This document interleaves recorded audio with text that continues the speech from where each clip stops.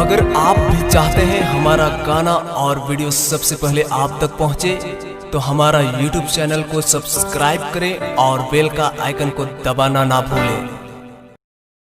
राउरे मन सुनथी नागपुरी गीत जेकर आवाज दे हैं झारखंड कर कोकिल कंठी आवाजों की मलिका श्रीमती चिंता देवी।